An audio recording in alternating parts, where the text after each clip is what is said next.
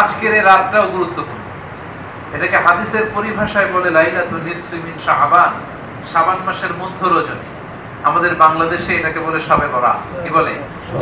তবে শবে বরাতের নামে অনেক বিদআত, ইসলামের সাথে কোনো সংশ্লিষ্টতা নেই, এরকম অনেক জিনিস আমাদের দেশে আছে না নাই? সর্বপ্রথম যে ভুল জিনিসটা প্রচলিত আছে সেটা হচ্ছে এ রাতে মানুষের ভাগ্য নির্ধারণ হয়। এ রাতে মানুষের ভাগ্য ফিক্স করা হয়, এই মর্মে কোনো হাদিস নাই, কোরআনের কোনো আয়াত নাই। বুঝতে পেরেছেন? দ্বিতীয় কথা হচ্ছে আমাদের দেশে সবচাইতে বেশি গুরুত্ব দিয়ে পালন করা হয় শবে বরাতের রাতকে। এটাও ঠিক না। ইসলামের সবচাইতে দামি রাত হচ্ছে লাইলাতুল কদরের রাত। কিসের রাত? লাইলাতুল কদর। আমাদের দেশে আমরা 27শে রমজানকে লাইলাতুল কদর হিসেবে পালন করি, কিন্তু এটা নিশ্চিত না যে 27 তারিখে কদর হবেই।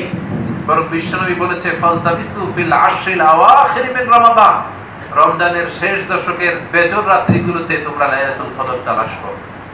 সেই হিসেবে 21 তারিখ রাত, 23 তারিখ রাত, 25 তারিখ রাত, 27 তারিখ রাত, 29 তারিখ রাত, এই 5টা রাতের যে কোনো রাতেই কদর হয়ে যেতে পারে। এমন হতে পারে আপনি 27 তারিখ রাতে ইবাদত করেছেন, কিন্তু ওই বছর কদর ছিল 23 তারিখ রাতে। হতে পারে কি পারে না? এজন্য বুদ্ধিমানের কাজ হচ্ছে আপনার সারাদিন যত ব্যস্ততাই থাকুক, এই 5টা বেজর রাতে 21, 23, 25, 27, 29 এই 5টা বেজর রাতের ইবাদত কোনোভাবেই মিস করা যাবে না। আর সাহারি খেতে যেহেতু আমরা রমজানে উঠবই, সাহারির আগে ওযু করে 2 রাকাত বা 4 রাকাত নফল নামাজ পড়ে নিব। সবকিছুর জন্য আমরা চাইবো কার কাছে? অনেকের ভিসার সমস্যা আছে, খেতে খেতে আল্লাহর কাছে চান। এখনো বিয়ে করেন নাই, আল্লাহর কাছে চান। সন্তান নাই, আল্লাহর কাছে চান। ধনাঢ্যতা চাচ্ছেন, ধনী হতে চান, বিজনেস চালাতে চান, যাও চান, আপনার মনের সব দুঃখগুলোকে কায়মন বাক্যে কার কাছে পেশ করতে হবে? কেউ যেটা দিতে পারে না সেটা দিতে পারে কে? আল্লাহ। আর জোরে বলেন কে? আল্লাহ। বিশ্বনবী সাল্লাল্লাহু আলাইহি ওয়াসাল্লাম বলেন ইন্নাল্লাহা লা ইয়াগফিরু লিহাদিহি লাইলা জামিআ খালকি, শাবান মাসের এই মধ্য রজনীতে, যেটাকে আমরা আমাদের দেশের শবে বরাতের রাত বলি, আল্লাহ সব বান্দাকে ক্ষমা করে দেন। গণহারে কোন সুবহানাল্লাহ। সুবহানাল্লাহ। 4 শ্রেণীর ব্যক্তি ছাড়া, ইল্লা মুশরিক, মুশরিককে আল্লাহ ক্ষমা করেন না। মুশাহিন, অন্যের ভালো অবস্থা দেখে অন্তরে যে হিংসা পুষে রাখে, তাকে আল্লাহ ক্ষমা করে না। কাতিলুন নাফস, অন্যায় ভাবে মানুষকে হত্যা করে যারা, তাদেরকে আল্লাহ ক্ষমা করে না। জোরে বলেন ঠিক কি না? সানি, হত্যাকারীকেও আল্লাহ ক্ষমা করে না, জিনাকারীকে ক্ষমা করে না। এই 4 শ্রেণীর লোকদের কোনো ক্ষমা শবে বরাতের রাতেও আল্লাহ রাখে না। জোরে বলেন নাউযুবিল্লাহ। যত অন্যায় অবিচার হচ্ছে, এই সবগুলোর বিচার একদিন করবে কে? আল্লাহ। আর জোরে বলেন কে? আল্লাহ। আমাদের দেশে এত নাজুক পরিস্থিতি আমরা কখনো কাটাই নাই। জোরে বলেন ঠিক কি না?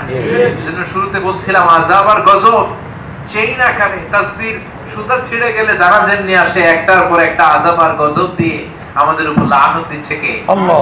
আর জোরে বলেন কে? আল্লাহ। আল্লাহ আমাদের বোঝার তৌফিক দান করুক, আমরা বলি আমিন। এজন্য কদরের রাত্রির চেয়ে গুরুত্বপূর্ণ রাত্রি বলে এই রাতকে মনে করা যাবে না। এই রাতকে ভাগ্য রাত্রি, ভাগ্যের রাত্রি, ভাগ্য রজনী বলে মনে করা যাবে না।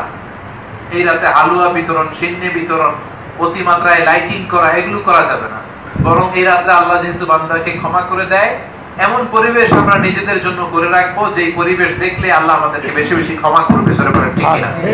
আল্লাহ আমাদের সবাইকে কথাগুলো বোঝা আর আমল করার তৌফিক দান করুন। আমিন। যতগুলো কথা বললাম কোরআন এবং হাদিস থেকে বলেছি, বানিয়ে কিছু বলি নাই।